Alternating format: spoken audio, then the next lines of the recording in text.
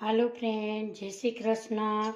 કંદોઈની દુકાને મળે તેવો જ મોહનથાળ તમારે નથી બનતો તો આજે આપણે વિડીયોમાં હું તમારી સાથે એક સિક્રેટ શેર કરવાની છું. તમારો પણ મોહનથાળ એવી જ રીતે પોચો અને દાણીદાર બનશે. અહીંયા તમે જોઈ શકો છો કે આપણો મોહનથાળ એકદમ કણીદાર અને ગલઢા માણસો દાંત વગરના પણ ખાઈ શકે એવો આપણો મોહનથાળ બન્યો છે. તો મિત્રો, આજનો મારો વિડીયો તમને કેવો લાગ્યો એક લાઈક અને એક સબસ્ક્રાઈબ જરૂરથી કરજો. તો સૌ પ્રથમ આપણે એનું માપ જોઈ લઈએ. અહીંયા મેં 500 ગ્રામ કરકરો લોટ લીધેલો છે. એ ઇઝીલી અત્યારે બધી દુકાને મળી જાય છે. 400 ગ્રામ ખાંડ લીધી છે, 400 ગ્રામ ઘી લીધું છે અને 1 વાટકો આપણે દૂધ ગરમ લીધેલું છે. હવે આપણે એને સાઈડમાં મૂકી અને આપણે ચણાના લોટનો ધાબો દેશું. મોટું એક બાઉલ લેશું અને એમાં આપણે લોટને ઉમેરી દઈએ.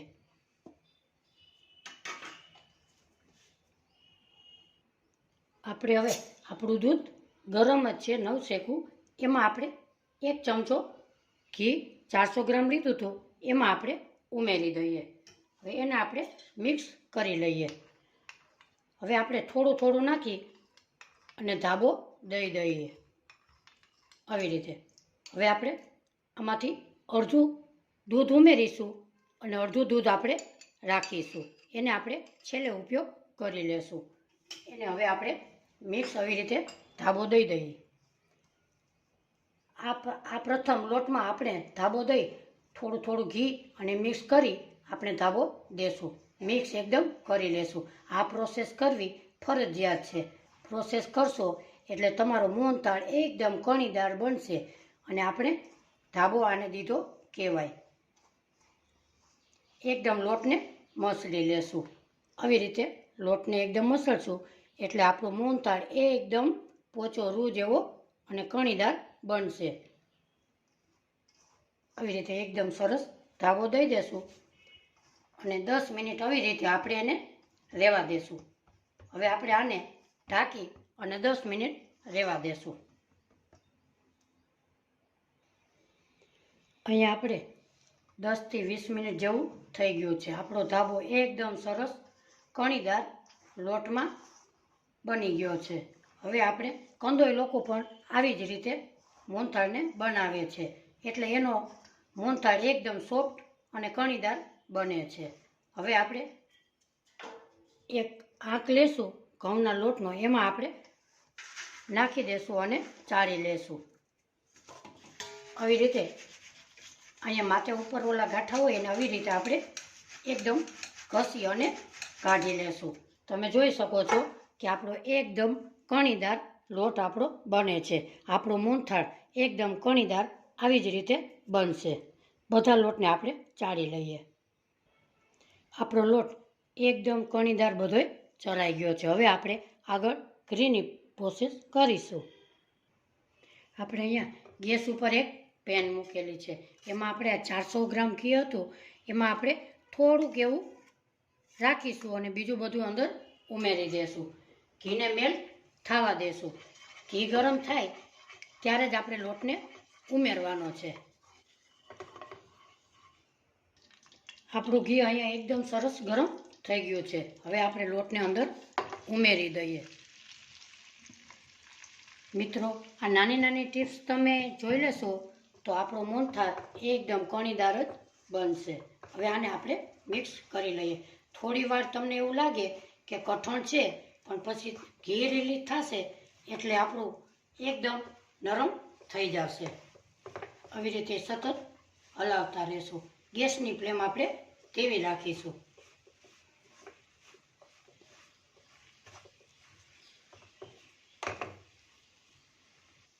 હવે આપણે થોડું ઘી બચાવ્યું હતું એમાં આપણે પણ હજી 1 ચમચો ઉમેરી દઈએ.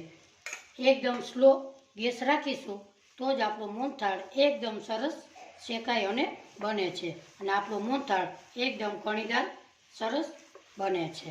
હવે આપણે એકદમ સરસ આમ ફ્લેવર આવે એવો આપણે મોહનથાળના લોટને શેકી લેશું. આપણો લોટ એકદમ હલકો હલકો થવા લાગ્યો છે. હવે આપણે થોડું ઘી બચાવ્યું હતું એ પણ અંદર ઉમેરી દઈએ. હવે આપણો લોટ જેમ શેકાતો જશે અને હલકો હલકો થતો જશે. આવી રીતે આપણે બદામી રંગનો એકદમ લોટને આપણે શેકી લેશું. આપણો લોટ એકદમ સરસ બદામી રંગનો શેકાઈ ગયો છે. હવે આ સ્ટેપમાં તમે થોડુંક આપણે દૂધ બચત કર્યું હતું એને આપણે ઉમેરી દેશું. એટલે આપણો મોહનથાળ એકદમ સરસ કણીદાર બનશે. થોડું થોડું ઉમેરતા જશું. ગેસની ફ્લેમ ધીમી રાખીશું.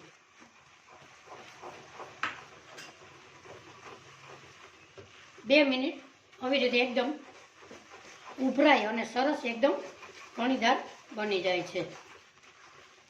આ જગ્યાએ તમારે મલાઈ નાખવી હોય તો તમે આ સ્ટેપમાં નાખી શકો છો. હવે આપણે લોટ એકદમ સરસ શેકાઈ ગયો છે. 2 મિનિટ આપણે હલાવી અને ગેસની ફ્લેમ આપણે બંધ કરી દેશું.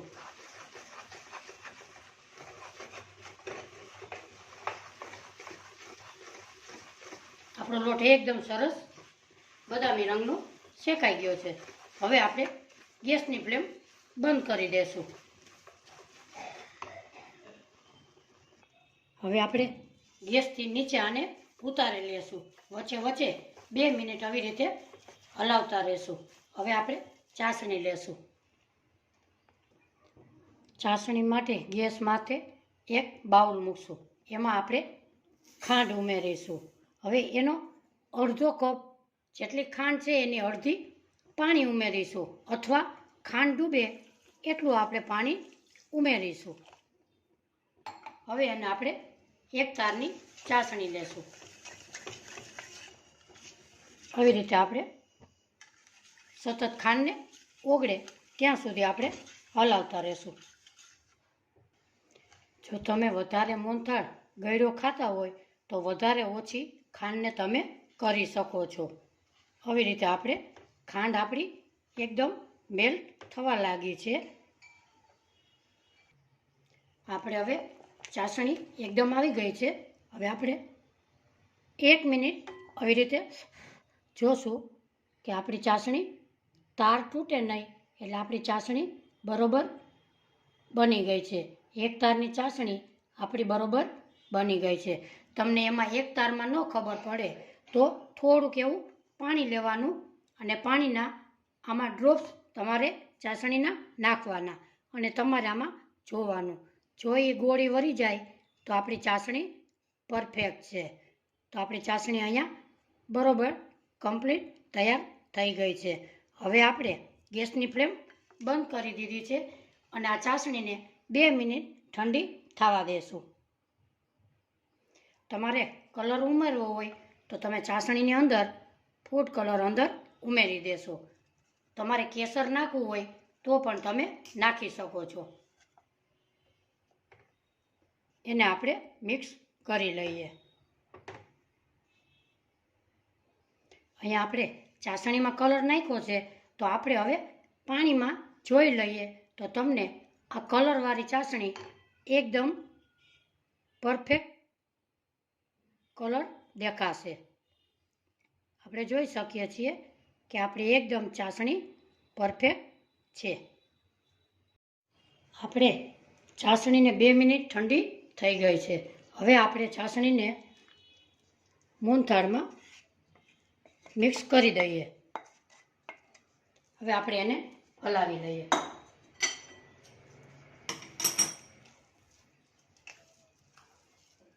આ મોહનથાળ એકદમ સરસ કણીદાર બને છે. એમાં નાખીશું આપણે ફ્લેવર માટે એલચી પાવડર નાખીશું અને 1/2 ચમચી જાયફળ પાવડર નાખીશું. એની ફ્લેવર એકદમ સરસ આવે છે. પચવામાં પણ થોડો હળવો લાગે છે. આવી રીતે આપણે 2 મિનિટ આવી રીતે આપણે એને હલાવી લેશું.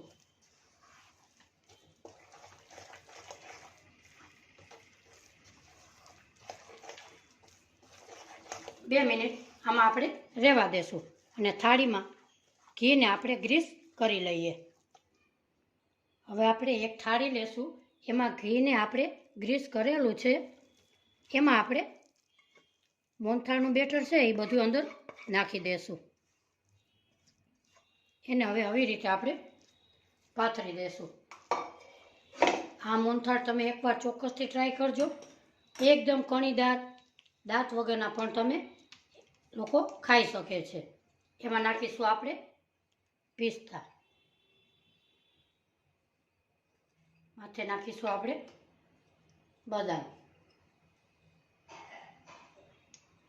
હવે આપણે 2 કલાક આવી જ રીતે આપણે આને મોહનથાળને રહેવા દેશું.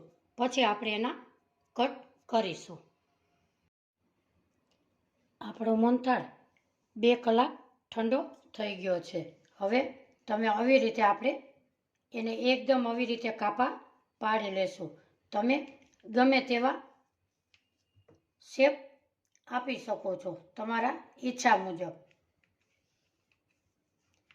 આજની મારી મોહનથાળની રેસીપી તમને ગમે તો લાઈક, શેર અને સબસ્ક્રાઈબ જરૂરથી કરજો.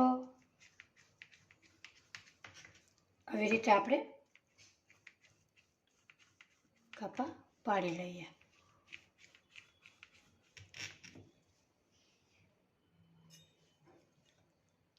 આપણે હવે ઢેફલીને બહાર કાઢીએ.